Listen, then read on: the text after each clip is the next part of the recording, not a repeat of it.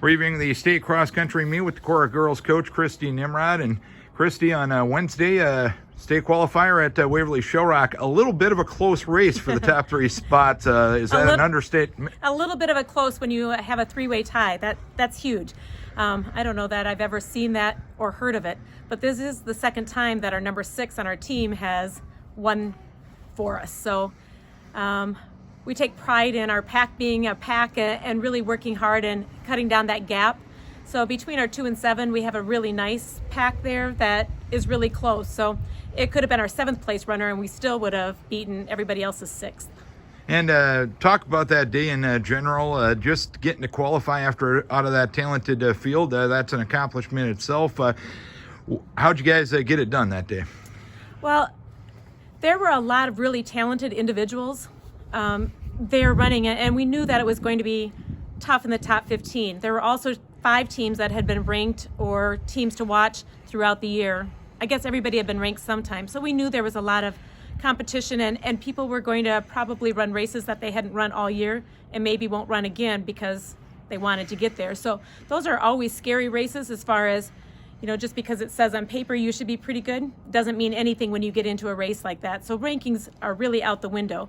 But we really did have some great competition. The weather was perfect for running. The course was in great shape, so fast times. It was really a great night to run. Having that type of competition at a state qualifier, in a way, does that kind of get you ready for Fort Dodge? Oh, I love it. I love having the great competition that we get to have throughout the year. Our schedule is set up to run against some really powerful teams, and we ran against ranked teams all year. So it wasn't scary going in. I guess the scary or uncomfortable part might be that could be your last. And so you never want your last race to be at state qualifying. You want your last race to be at state. So that's the push. And our kids were prepared. They're confident kids. They've worked hard all season. They were ready to run, and they proved that. And Rebecca still providing that consistent low stick all season long for you. Her growth over these last few years, what's made her so much better year in and year out? She's dedicated. She runs in the off season, both the winter and the summer. She runs at a pace that allows her to get better and better. At practice last week, we had some of the kids that aren't in our top 11 coming to practice, and they took turns running with her as she was running 8s. And they either would run an 8 or a 4 or 2s with her to keep her on pace and just have people around her when she was running.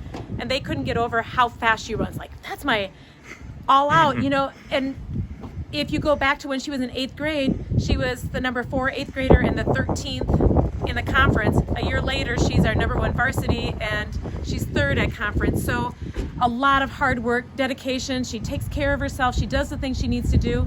And we have kids that are looking at that saying, I want that to be me. And there's nothing better than that. And of course, next week you run on Friday at state as compared to Saturday for the first time with the new schedule for the state meet. Does that change your week next week at all? It changes the week a little bit. Not huge. We're changing a few things up. I think the strangest thing will be when we actually get down to state and the numbers are so low. It'll be a small meet for us. It won't be the massive numbers of 4A, 3A, 2A, 1A, and fans from all of those. They're clearing out after 4A, so it'll be much smaller. So trying to maintain that specialness of the state meet with a different feel, that will be our job, and I think we're ready for that. And when you look at your approach to the meet, what's it going to take for you guys to have as good of a performance on that day as possible? We're going to keep that pack running really well, and we're going to try to make that pack move up.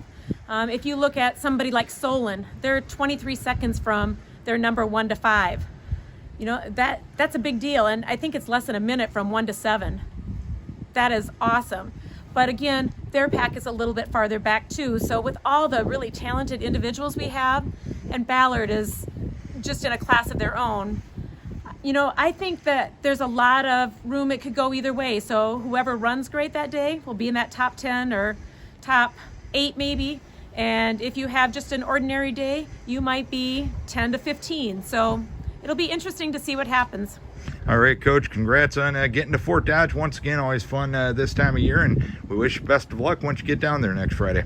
Thanks, Darren.